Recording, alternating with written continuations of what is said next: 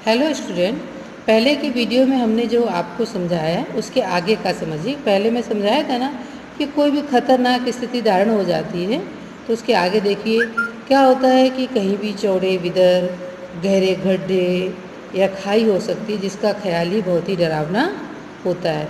हिमपात जो था, हिमपात मीन्स बर्फ़ का गिरना, उसमें लगभग 1 दर्जन मीन्स 12 आरोही पुलियों को उन्होंने प्रतिदिन छूता रहेगा। मीन्स कोई न कोई घायल होता रहेगा या चोट चपेट लगती रहेगी या कोई भी घटना दुर्घटना घट सकती है। दूसरे दिन जब वो आने वाले क्या थे, अधिकांश सामान को क्या था ना, हिमपात के आधे रास्ते तक वो लोग ले गए थे। अब यहाँ देखो डॉक्टर मीनू का नाम बताया है। इन्होंने क्या हेल्प की, एल्युमिनियम की सीढ़ियों को बना दिया, पुलों को बना दिया, लट्ठों और रस्सियों का उपयोग किया, बर्फ की आड़ी तिरछी दीवारों पर रस्सियों पर उन्होंने लगा दी। अब हमारे जो मीन्स उनके अग्रिम दल के जो आए अभियांत्रिकी कार्यों में उन्होंने विस्तृत मीन्स विस्तार रूप से उनको जानकारी दी। तीसरे दिन क्या होता है, हिमपात कैंप में सामान ढोकर चढ़ाई का अभ्यास उनको करना था। तो यहाँ पर रीता है, गोगू है, उनके साथ साथ चढ़ाई कर रहे थे। हम उनके पास, हमारे पास मीन्स उनके पास वॉकी टॉकी भी था जिससे वो अपने हर कदम की जानकारी अपने बेस कैंप को दे रही थी। जो उनके कर्नल कुलर थे वो उस समय बहुत खुश हुए और उन्होंने अपने पहुंचने की सूचना दी, क्योंकि कैंप 1 पर पहुंचने वाली केवल वो 2 ही महिलाएं थीं जो पहली बार ही चढ़ रही थी। अंगदोर जी यहाँ नाम आ रहा है, लोपसांग आ रहा है। तो ये सब गगन विषय, ये सब उन व्यक्तियों के नाम हैं जो साउथ पोल पहुंच गए और 29 अप्रैल को 7,900 मीटर पर उन्होंने कैंप 4 लगा दिया था।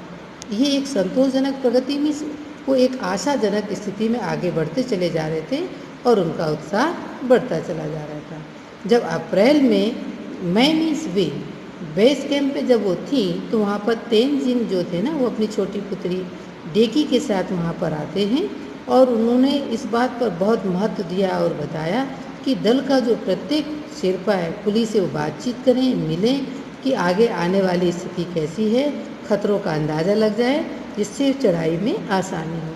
अब जब उनकी बारी आई परिचय लेने के लिए तो उनके बारे में पूछते हैं तो वो बोलती हैं कि मैं तो एकदम नौसिखिया हूँ, एवरेस्ट मेरा पहला अभियान है। तो वो तेनजिंग हंसते हैं, वे कहते हैं कि अरे एवरेस्ट में के लिए पहला अभियान क्या, लेकिन यह भी स्पष्ट किया शिखर पर पहुँचने वाले उन्हें 7 एवरेस्ट पर जाना पड़ा था, लेकिन उन्होंने उनके कंधे पर रख के कहा, अरे भाई तुम तो पक्की पर्वती लड़की लगती हो, तुम्हें तो पहले प्रयास में ही पहुंच जाना चाहिए।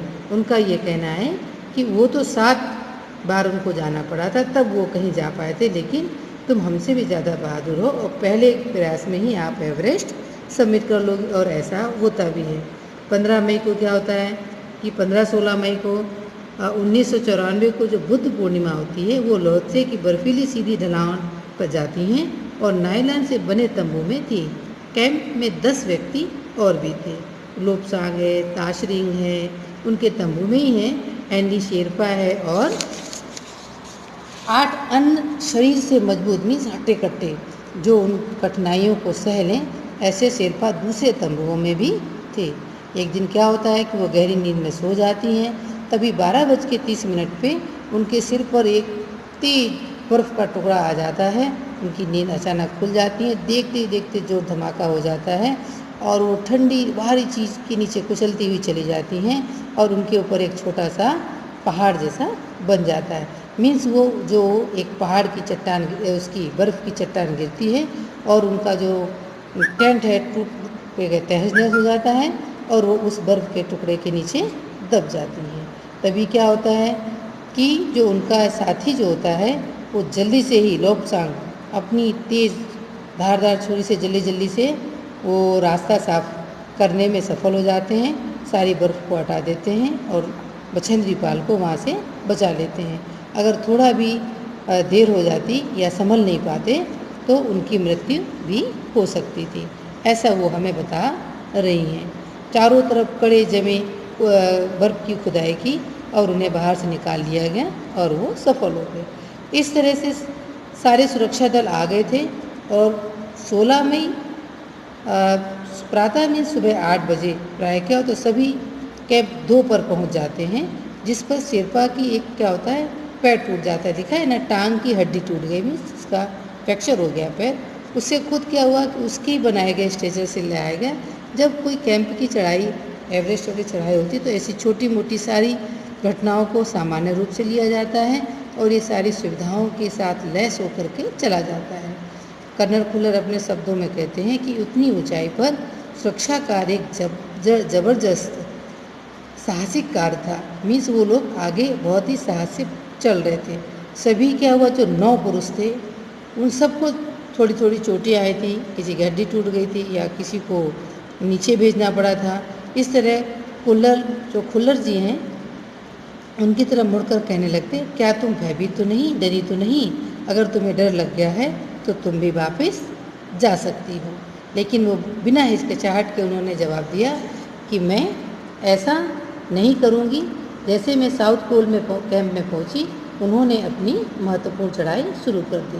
उन्होंने खाना है, कुकिंग है, ऑक्सीजन सिलेंडर सब कुछ इकट्ठा किया। अब क्या है कि जब दोपहर 1:30 बजता है तो वो एक बिस्सा आया। ये बिस्सा एक व्यक्ति का नाम है, शेरपा का।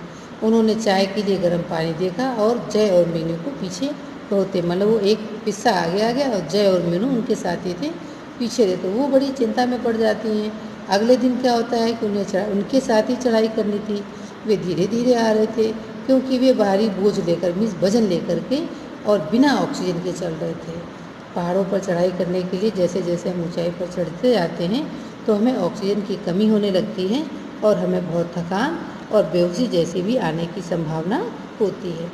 दोपहर के बाद क्या होता है कि दूसरे सदस्यों की मदद करने के लिए उन्होंने क्या किया, एक थर्मस में जूस भर लिया और दूसरे में चाय भरने के नीचे जाने का उन्होंने निश्चय कर लिया।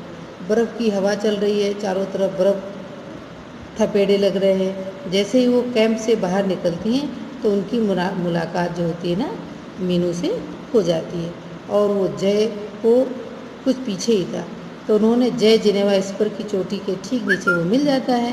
तो कृतज्ञतापूर्वक चाय वगैरह पी लेता है, लेकिन वो क्या करता है, उनको आगे जाने के लिए रोकने की कोशिश करता है। लेकिन तभी वो क्या बोलती हैं, नहीं मुझे भी की से मिलना है। यहाँ की शब्द जो दिया है ना, वो एक व्यक्ति का नाम है शेरपा का। थोड़ा सा और आगे वो नीचे उतरते हुए उनको देखते हैं, तो वो जैसे ही उनको देखते हैं तो हक्का बक्का रह जाते हैं क्योंकि मौसम बहुत ख़राब होता है और वो जानलेवा होता है, इसलिए वो लोग हक्का बक्का रह जाए में चौंक जाते हैं। वो बोलते हैं कि तुमने इतना जोखिम क्यों लिया बछेंद्री?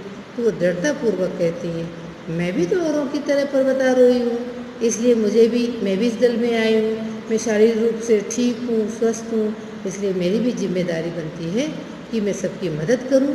तब वो क्या करता है, हंसते हैं और पेय पदार्थ से अपनी प्यास बुझाते हैं और मुझे अपना किट ले जाने नहीं दिया, मतलब मुझे खाली आते जाने देते हैं। थोड़ी देर बाद क्या होता है कि साउथ पोल कैंप में धाटू और बिस्सा उनसे मिलने नीचे उतर आते हैं और साउथ पोल जैसी भी सुरक्षा और आराम की जगह उपलब्ध थी।